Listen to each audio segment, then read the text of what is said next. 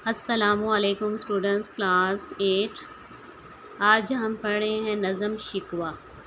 इससे पहले जो है आप हज़रत मूसा अलैहिस्सलाम और हम जो है आपके दोनों चैप्टर कंप्लीट हो चुके हैं। आज हम पढ़ेंगे नज़म शिकवा। अब नज़म शिकवा किसने लिखी? ये लामा इकबाल ने लिखी नज़म शिकवा। ये वो शेर आफाक नज़म है जो कि अप्रैल 1911 के जलसाए अंजुमन हमायत इस्लाम में पढ़ी गई। ये नज़म दरअसल मुसलमानों के बेअमली, मज़हब से गफलत और बेजारी पर तंज़ है। अब इस नज़म में आप जो देख रहे हैं कि आपको एक बंद दिखाई दिया जाएगा 6 मिसरों का, तो इसको क्या कहते हैं? तो इस नज़म को मुसद्दस कहा जाता है। मुसद्दस नज़म क्या है?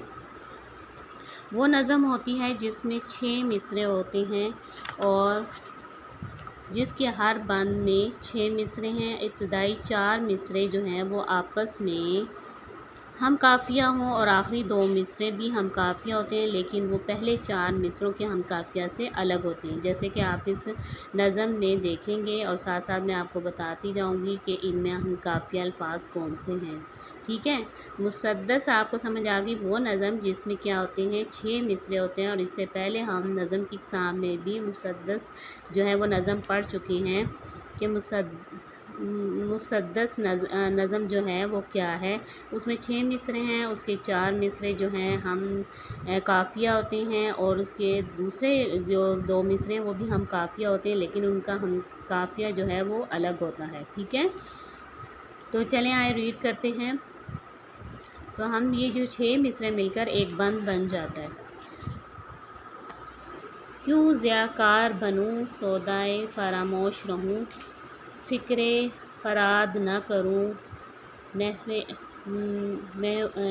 महवरे गमे दोष रहूं, महवे गमे दोष रहूं, नालाए बुलबुल के सुनूं और हम तन गोश रहूं, हम नवा मैं भी कोई गुल हूँ कि खामोश रहूं, जुर्रते आमोज़ मेरी ताबे सुखन है मुझको, शिकवा अल्लाह से हाँ खाकम बाए दहन है मुझको।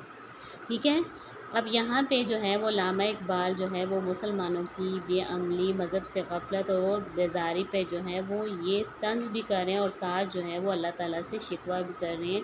हालांकि ये शिकवा जो है उनका कहते हैं ना कि अल्लाह ताला से शिकवा करना जो है वो कतई भी दुरुस्त नहीं होता, लेकिन लामा इकबाल ने ये जो